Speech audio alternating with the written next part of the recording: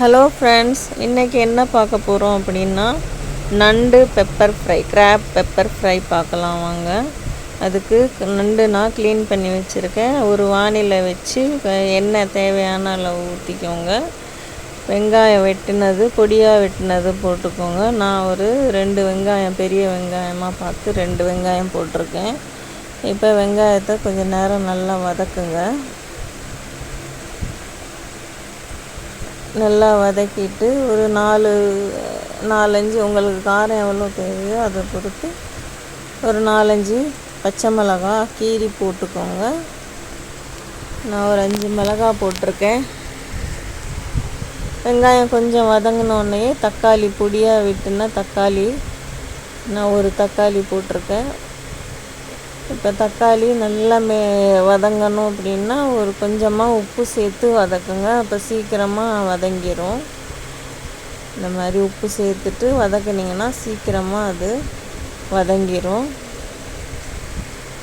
நீங்கள் என்னோடய channel subscribe பண்ணலைன்னா சப்ஸ்கிரைப் பண்ணிக்கோங்க, லைக் பண்ணுங்கள், ஷேர் பண்ணுங்கள். நல்லா வதங்கி வந்துருச்சு. இனிமேல் நம்ம மற்ற ஐட்டம்லாம் சேர்த்துக்கலாம். இப்போ நான் இஞ்சி பூண்டு விழுது ஃபஸ்ட்டு சேர்த்து அதையும் நல்லா வதக்கிடுங்க. பச்சை வாசனை போகிற அளவுக்கு நல்லா வதக்கிடுங்க.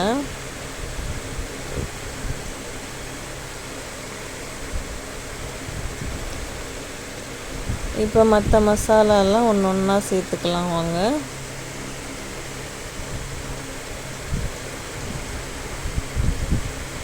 இஞ்சி பூண்டில் உள்ள பச்சை வாசனை அந்த கொஞ்சம் தண்ணியெல்லாம் வற்றுனதுக்கப்புறமா நான் கொஞ்சமாக கரம் மசாலா சேர்த்துருக்கேன்.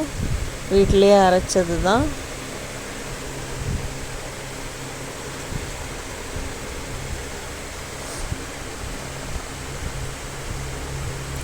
அது கூடவே காஷ்மீரி சில்லி பவுடர் சேர்த்துக்கோங்க.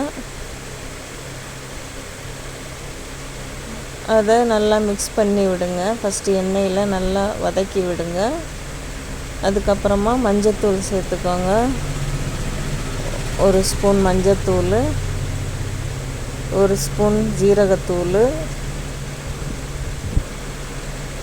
அதே மாதிரி வீட்டில் அரைச்ச குழம்பு மிளகாத்தூள் அது ஒரு 2 ஸ்பூன் சேர்த்துருக்கேன். இது எல்லாத்தையுமே மிக்ஸ் பண்ணி விடுங்க. இப்போ மெயின் இன்க்ரீடியண்ட் மிளகுத்தூள் கொஞ்சம் நிறைய போட்டு நான் 3-4 ஸ்பூன் சேர்த்துருக்கேன். கொஞ்சமாக சோம்பு பொடி, சோம்பு மிளகு ஜீரகம் அரைச்சதையும் சேர்த்துருக்கேன். இப்போ எல்லாத்தையுமே மிக்ஸ் பண்ணிட்டு தேவையான அளவு உப்பு சேர்த்துக்கோங்க. இப்போ உப்பு சேர்த்துட்டு நண்டை எடுத்து அதில் போட்டுருங்க. நண்டை போட்டு நல்லா மிக்ஸ் பண்ணி விடுங்க.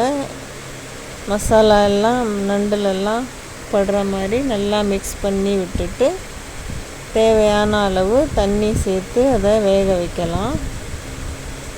இந்த மாதிரி நல்லா மிக்ஸ் பண்ணி விடுங்க.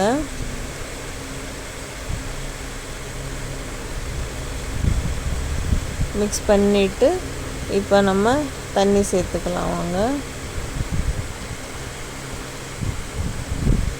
நீங்கள் என்னோடய சேனல் சப்ஸ்கிரைப் பண்ணியிருக்கீங்களா? பண்ணலைன்னா பண்ணிக்கோங்க சீக்கிரமாக.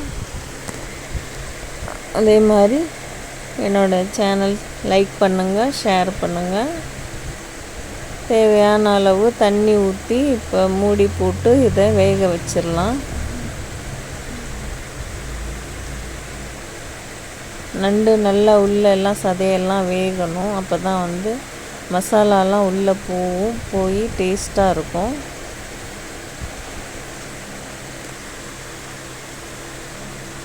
இப்போ தட்டு போட்டு மூடிடலாம் வாங்க. இது நல்லா கொதிக்கட்டும். இந்த மாதிரி நல்லா கொதித்து தண்ணியெல்லாம் வற்றி வரணும். இது வற்றி வரையில் காரம் போதுன்னா அதோடு விடுங்க. இல்லைன்னா இன்னும் கொஞ்சம் மிளகுத்தூள் சேர்த்துக்கோங்க. இதில் மிளகுத்தூள் தான் ஜாஸ்தியாக இருக்கணும். லாஸ்ட்டாக கொத்தமல்லி, தண்ணியெலாம் வற்றி வந்ததுக்கப்புறமா கொத்தமல்லி சேர்த்து இறக்கிக்கலாம். ரெடி ஆயிடுச்சு கிராப் பெப்பர் ஃப்ரை, நண்டு பெப்பர் ஃப்ரை. நீங்களும் இதே மாதிரி செஞ்சு பார்த்துட்டு எப்படி இருக்குன்னு கமெண்ட் பண்ணுங்கள். என்னோடய சேனல் சப்ஸ்கிரைப் பண்ணாதவங்க சப்ஸ்கிரைப் பண்ணுங்கள், லைக் பண்ணுங்கள், ஷேர் பண்ணுங்கள். தேங்க்யூ.